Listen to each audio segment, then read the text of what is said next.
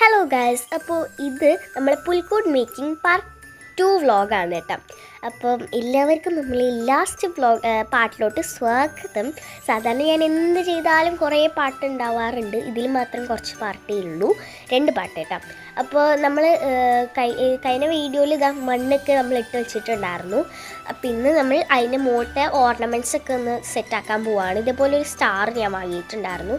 ആദ്യം ഞാൻ അത് കെട്ടിയിട്ട് അവിടെ ഇങ്ങനെ വെച്ച് കൊടുത്തു കേട്ടോ. പിന്നെ ഇത് നിങ്ങൾക്ക് കാണാൻ വേണ്ടിയിട്ട് മാത്രമായിട്ട് ഉണ്ടാക്കുന്ന പുൽക്കൂടാണ്. എനിക്ക് വേണ്ടി ഞാൻ വേറെ പുൽക്കൂട് അവിടെ ഉണ്ടാക്കിയിട്ടുണ്ട് കേട്ടോ. അപ്പോൾ അതിൻ്റെ വീഡിയോ ഞാൻ ഉണ്ടാക്കാം. ഇത് നിങ്ങൾക്ക് വേണ്ടി ഒരു ബഡ്ജറ്റ് ഫ്രണ്ട്ലി പുൽക്കൂട് ഞാൻ ഉണ്ടാക്കി കാണിച്ചു തരുന്നതാണ്. എനിക്ക് വേണ്ടിയിട്ട് ഞാൻ വേറെ കുറച്ച് അത്യാവശ്യം ഒരു വലിയ പുൽക്കൂട് അപ്പുറത്ത് ഉണ്ടാക്കിയിട്ടുണ്ട്. അതെന്തായാലും ഞാൻ അടുത്ത വീഡിയോയിൽ കാണിച്ചു തരാം. അങ്ങനെ ബോളും ഉണ്ണിയേശുവിനും ഇതും ലൈറ്റും കാര്യങ്ങളൊക്കെ വെച്ച് കൊടുത്തു. അപ്പോൾ ഇതാണ് നമ്മളെ ഫൈനൽ റിസൾട്ട് വന്നിട്ട്. അവിടെ മറ്റേ ഇതൊക്കെ വെച്ച് കൊടുക്കുക, പച്ച കളർ സാധനം ഇല്ല, അതിൻ്റെ പേര് എനിക്ക് മറന്നുപോയി.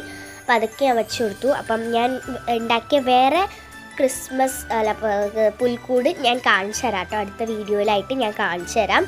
അപ്പോൾ ഇതാണ് അതിൻ്റെ സൈഡ് വ്യൂവും ഫ്രണ്ട് വ്യൂവും അതൊക്കെ വന്നിട്ട് ലൈറ്റ് ഇട്ടു ഞാൻ സെറ്റാക്കി. പിന്നെ അവിടെ ഒരു മെഴുകുതിരി വെച്ചിട്ടുണ്ടായിരുന്നു കേട്ടോ. ലൈറ്റ് കുറവായതുകൊണ്ട് കത്തിക്കാൻ വേണ്ടിയിട്ട്.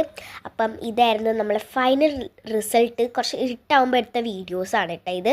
പിന്നെ ഞാൻ ആ വേറെ പുൽക്കൂട് ഉണ്ടാക്കിയെന്ന് പറഞ്ഞില്ലേ, അത് ഞാൻ ഉടനെ തന്നെ കാണിച്ചു തരുന്നതായിരിക്കും. അപ്പോൾ ഇത്രയേ